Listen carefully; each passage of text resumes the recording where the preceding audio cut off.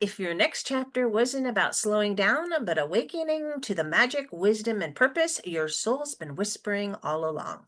Hi, and welcome to the You World Order Showcase podcast, where we feature life, health, transformational coaches, and spiritual entrepreneurs stepping up to be the change they seek in the world. I'm your host, Jill Hart, the coach's alchemist, on a mission to help entrepreneurs and coaches amplify their voice, monetize their mission, and get visible. If you're ready to start attracting premium clients without chasing algorithms or hunting people down like a banshee on a mission, head over to coachesalchemist.com and schedule your free client acquisition audit. It's the first step to building a business where your clients seek you out rather than you having to hunt them down. Today, we are chatting with Kim Lawler. After 33 years as a registered nurse, Kim followed her soul's calling as a medium and intuitive coach, serving women in midlife and beyond who crave more spirit, joy, and inner peace. She helps them reconnect with their inner sage and live guided by the heart through her book, As We Sage, and her heart to soul connection community. Kim's unique approach blends intuition and heart coherence meditations, helping women strengthen their connection to the conscious universe and co-create their next chapter with clarity, grace, and magic. Welcome to the show, Kim. It's great to have you with us today. Thank you, Jill. It's great to be here. Okay, so what's the most significant thing, in your opinion, as individuals we can do to make an impact on how the world is going? I feel like being heart-centered is the thing, really, because I know that I was being consumed by hate at one time, with all the craziness that's going on. And when I connected with my heart again, my soul, I was able to now send love out, even when it's difficult. And I feel like if we all could do that, or even those of us who are willing to do that and do it on a regular basis, I do believe it would make a huge difference. And in fact, I do believe it is making a difference. I think it's making a difference too. Sometimes you can look around and people people have blind spots that if you can connect to your own heart and remember that we are all connected, Mm. and whenever you start, there's a thing that happens. It happens Mhm. on social media quite a bit where people will blast other um, groups sometimes or individuals, Yeah. and they're just like, why can't we all get along? It's like, you were It's just like, over there like stirring the pot, and then you want the pot to not be stirred. You can't have it both ways, and they just don't, it doesn't register with them because it's a heart issue. yeah. It's like they don't understand that we are all connected. Even the people that drive you crazy, they're Exactly. connected to you too. And what you think about them really does impact how they impact you. Yes, I agree with that 100%. And it's so easy to be sucked in to, especially on social media, to the hate and retaliating with hate. And it's good to see when somebody brings in a love sentence instead. And it's, oh, okay, they're working it. Yeah, it's just like I don't personally think there's like good or bad. There's just how we choose to experience Mm. the thing we're going through. I Yeah. was just reading something that kind of blew my mind before we started this conversation. It was about uh, the gentleman calls it the monad, which is beyond consciousness. It's it's whatever you embrace as the being, but it does everything through you. You're not Mm-hmm. actually living your own life. We're having all of these experiences, but we're not individuals. Well, we are individuals, but we're not. Yeah. It's like if you could imagine God experiencing everything all at one time Hmm. for all the consciousness Yeah. that happens every single instant. It's just Yes. like So my mind was kind of blown before we even got on this call. Yeah. Yeah, it is mind-blowing when you start thinking of all the quantum universe and all of it. I mean, everything everywhere all at once. Yes. Yeah. That was a great movie, but it was great because it really does bring in all the potential that Hmm. we all experience. And Yeah. I'm you were a nurse. Hmm. Are you still a nurse? Technically, yes, I still have my license. Okay. And what kind of nurse are you? I worked in the operating room for over 25 years, and then I gave flu shots and volunteered at the Red Cross, that sort of thing, during my semi-retirement. And then I just retired. Yeah. Okay, so you've experienced a lot of different encounters, I'm sure, Oh, with yeah. the supernatural, because you can't Mm, be in that state where you're taking people from consciousness to unconsciousness and yeah. not experience the supernatural around Oh, it, absolutely. even in the healing part of that world. Yeah. I mean, I feel like during certain procedures, like organ procurement, when someone is brain dead and they're literally dying in front of us after, we take out their organs. I mean, I really felt like their souls were like, we could feel, because we always had a moment of silence at that time. And I'm glad they did do that, because there was just this feeling and this knowing that they were moving on. Hmm. Yeah, Yeah. there's just like there's things we just can't explain. Hmm. And how did that play into your moving into um the field that you're working in now in terms of um I don't want to say clairvoyance. My intuitiveness in Yes. mediumship. Yeah. Your mediumship. That's what I was struggling for. Well, so most of my life, I've been very spiritual. Um, and then about 10-ish years ago, I went through a very like, oh God, what is happening? Why are we, is there even a God type of thing? Mhm.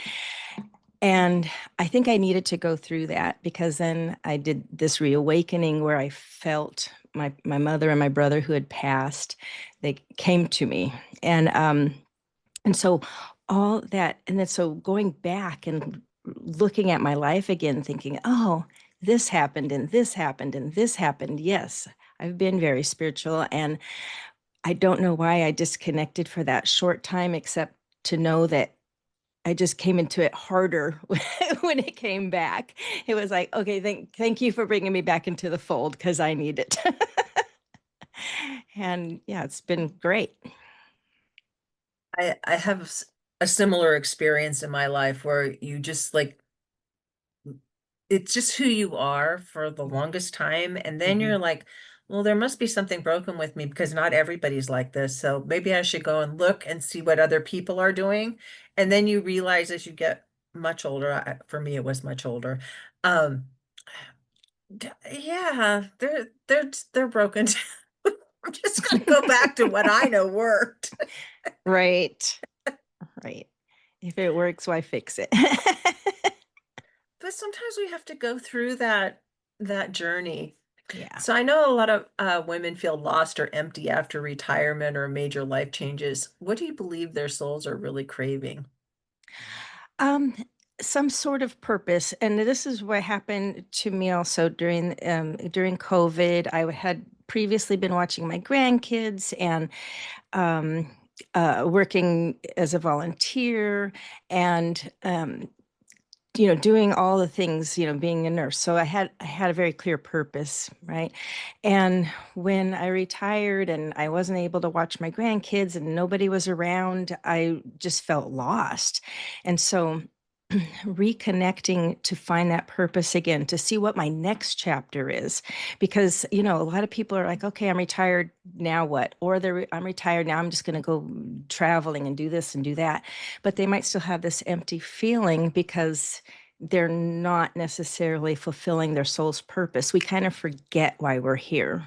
And so when you connect to your soul, you start to realize, oh, yeah, I'm here to do this. I feel like this calling again. And having been a nurse, I really had a real secure knowledge that I had a calling to be a healthcare worker. And I've done it most of my life. And so when this calling came, at first I kind of went dragging, kicking and screaming. I didn't really want to do it like professionally, but I kept getting this information saying this is what you need to do. And so I was like, okay.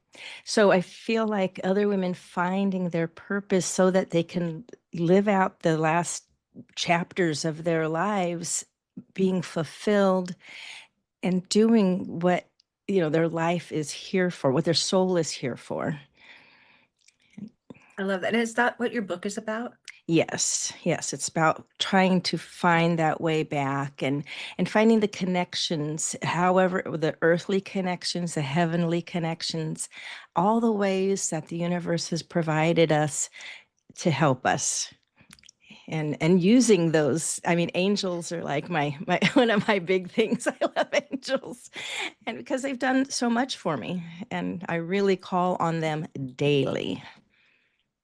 Yeah. I think the more that we call on the supernatural that's around us all the time, the easier our lives become because we're not just so focused on the the nitty-gritty of day-to-day life, which Yeah. can be really draining and make you feel like, oh, I'm supposed to do certain things, or I've Hmm. reached this point in my life, so this is how I'm supposed to present myself.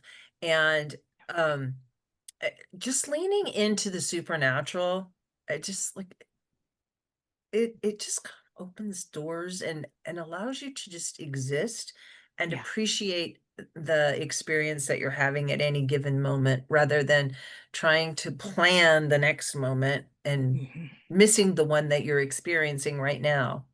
Yeah. Yeah. And struggles, I mean, I certainly still have struggles. We all do, but seeing them in a different way makes them less difficult, I mean, you can get through the challenge there. And then, it's like the leveling up. You get through the challenge and you go to the next thing, right? Because we just I have to saw keep some meeting those. I saw something over on Substack the other day. It was I'm not gonna count my age anymore. I'm just gonna call it leveling up to this level. That's perfect. Reached level 65. Yeah, exactly. Uh, Kind of makes you feel like I'm I'm achieving something. right, right, right. Instead of aging, yeah, exactly. Yeah. What is age but a number? Yeah. Just Hmm. it's like it's up to you to have the experience you want to have and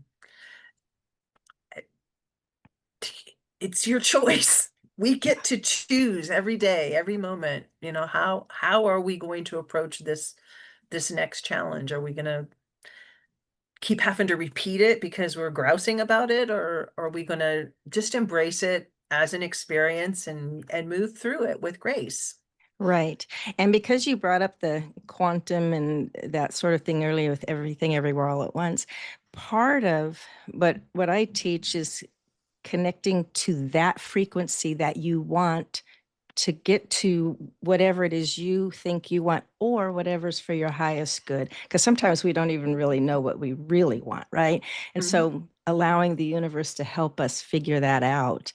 Um, just yeah, connecting to those because there are choices. We don't have to keep doing the same thing over and over. And we can change. Yes. There's today I could be one thing, tomorrow I could be something totally different.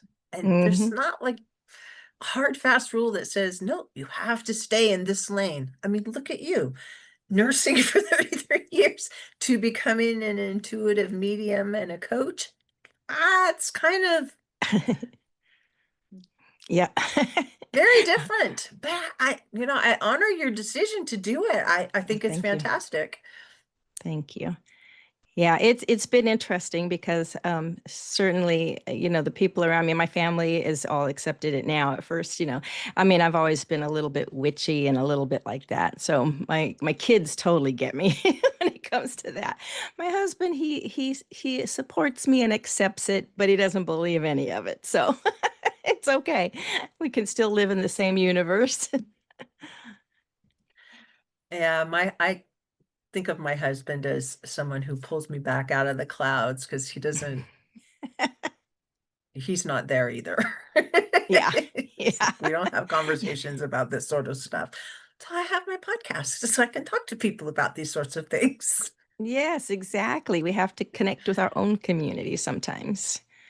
Yeah. Yeah, but it makes our relationships with those that are around us richer too, because we Oh, yeah. can we can have compassion for them and the Hmm. experience that they're having without having to have a judgment about it. Just Oh, like good right. or bad to not want to explore these things.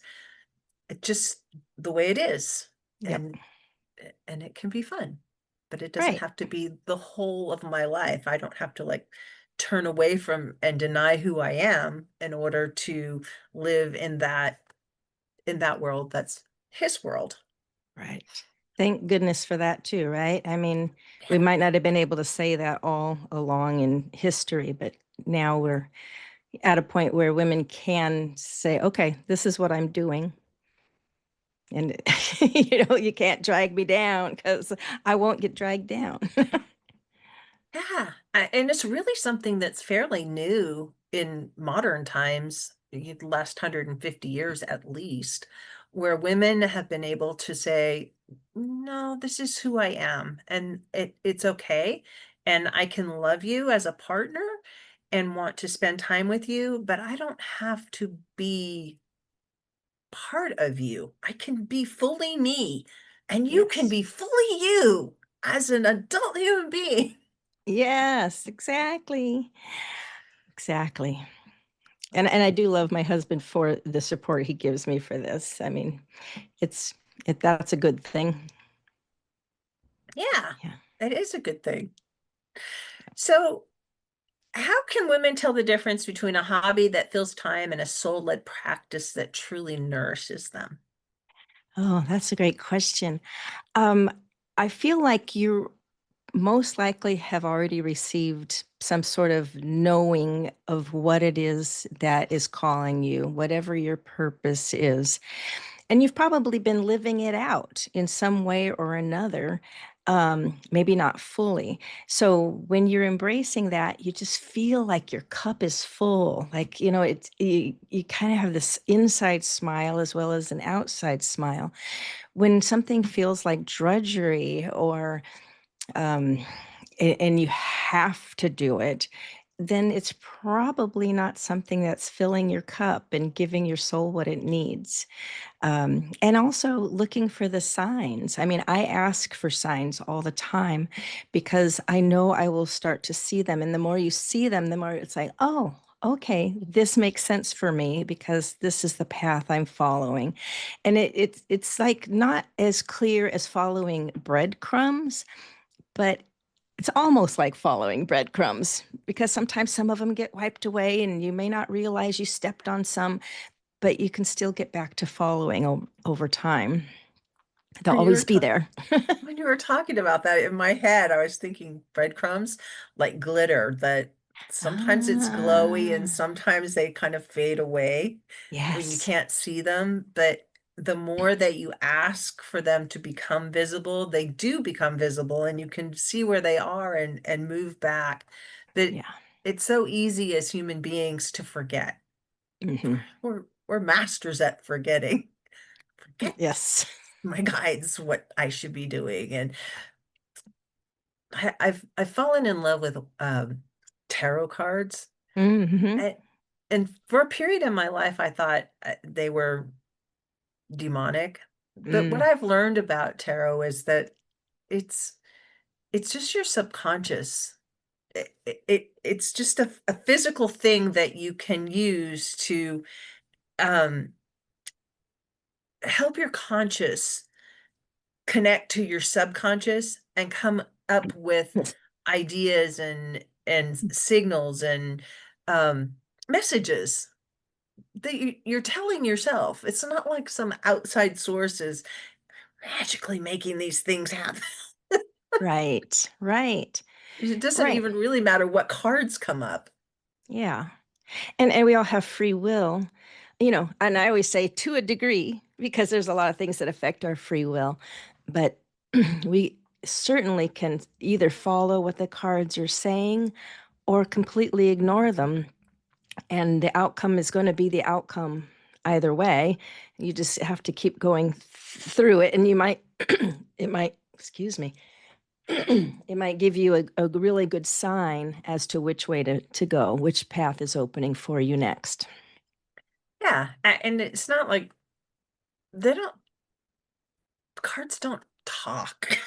Mm-mm. It's it's not like getting guidance from your guides or angels or whatever, the supernatural, because they do actually talk in some ways.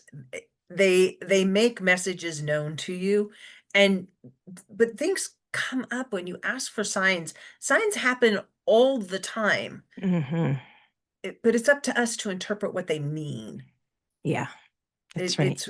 it's rare that you'll just get like a written thing that says do this. It does happen sometimes, but Hmm. it's more rare. Usually it's something that nobody else would get, but you see it and you're just like, oh, that. Yep, yep. And sometimes I get just this thought that just kind of keeps coming back, and I'm like, and finally I'll be like, oh, I guess I'm supposed to do that. and and it usually happens at, like, you know, as I'm trying to fall asleep or something. And it's Yeah. like, oh, okay, And I now can't you're write. awake for 3 more hours Yeah. Oh trying my to God. ignore it. Yeah, exactly. Yeah, that happens. So how do you coach people? Is it like one-on-one? Is it groups? Do you have community? How does all that look? I have mostly done one-on-one in the past, and I'm trying to move toward group, because what I found that works really well for me are a couple is meditation. I mean, you know, there's anybody who's ever done serious meditation will tell you meditation is the thing. And there's a couple of real specific ways of meditating that have been studied to show that, like, there's the Kirtan Kriya, which I teach, and this is why I talk about, as we sage, because it's preserving your cognition, and it's been proven to help with this. It's also been proven to help with anxiety and depression and chronic inflammation. And those kind of scientifically proven ones for me are very important because there's something behind it. I'm not just saying it, or some, you know, it didn't just come from an ancient practice. Although those ancient people who created these things really knew what was going on. Because there's other ways, you know, the whole reaching your frequency. This isn't something that's just become out recently. This is something that people have practiced for thousands of years. They're just now studying it and seeing how well it actually works. So meditation and teaching the meditation and actually meditating during a session, as well as just talking about the ideas of joy and magic and awe, and trying to incorporate it into your life, as well as love on a regular basis, like sending love to you right now, you know, just kind of opening it up and sending it love out into the universe as honestly, as regularly as you can think of it, would be great. I mean, I know that's a little bit fantastical, but whenever you can, especially if you're having a hard moment before going into a difficult conversation, talking to your soul and maybe even an angel or two and saying, hey, just stay on my side and let me keep this going well and going in a way that is that is positive, and so that it helps, not so that I'm, making the problem worse, whatever it is. And I feel like I've come out with a lot more, especially with my adult children. I was having a little bit of difficulty there with a couple, and so I kept trying to practice this before I'd call them. I'd ask just to make sure I'm speaking from my heart and with love. And my relationships with them are so much better now. So just trying to incorporate all those little things into your life daily, as often as you can, it starts to change your own mindset. And even when I'm like, "Oh, Kim, why'd you do that?" And they're like, What? How are you talking to yourself again?" And reminding yourself that you still have to be nice to yourself too. So, so yeah, it's just a lot of the little details as well as the big details. Do you find with meditation that after you've practiced it for a while, that it becomes easier to like drop into that frequency that you get into in meditation versus when you were first starting out, where like 3 minutes was eternity and Yes. you're like, I don't get why people are doing this. Yes. And one of the people I learned from said, do a meditation for 40 days. And if you skip a day, then start over, do the 40 days. And you're right. It's just like the Kirtan Kriya, for an example. My brain starts to start thinking because there's a specific um, energy movement that you think about while you're doing it. And my brain is always like, oh, yeah, it's time to do this. Let's do it. Let's do it. So I need to meditate every day now, pretty much. Yeah, it becomes addictive because Hmm. there's like I know that our bodies are designed to produce chemicals. Hmm. And when you talk about the heart and head connection, uh, oftentimes as human beings, we try to live like from here up, and all the rest of this is we're trying to get it in shape and push it and manipulate it. When in reality, it all is in your head. Hmm. This is just the reaction chamber where we're sending off signals and it produces chemicals in our Yeah. bodies, which produce different results. Some of them are great, and some of them are like, yeah, could you knock that one off? Yeah. um, but when you meditate, it allows your brain to just like get in one spot, but Mhm. it also does produce some chemicals that allow the body to also get into that connection so Yeah. that you're feeling everything and Hmm. nothing. Yes, And it's just such a yummy space to be in. it is. And a lot of meditation, if you're doing it consistently and regularly, it reduces cortisol, I believe, is the stress Yeah. hormone, and it reduces that. And it's like, okay, I know I have less anxiety. I haven't been depressed for 2 years. So for me, I know it works. I know for anybody who meditates on a regular basis says it works. So yeah, that's really, And science says it works. There are yes. lots and lots of experiments that have been done around different types of meditations. Yep. Um, I think transcendental meditation is like the American Heart Association even endorses it as as a way to create proper resonance in your heart, Mm, um, for longevity. So uh, it's not, it sounds woo, but it really is mainstream these days. yeah, If it you're really if you're is. not meditating, you're missing out. That's kind of Yeah. the way I look at it. Yeah.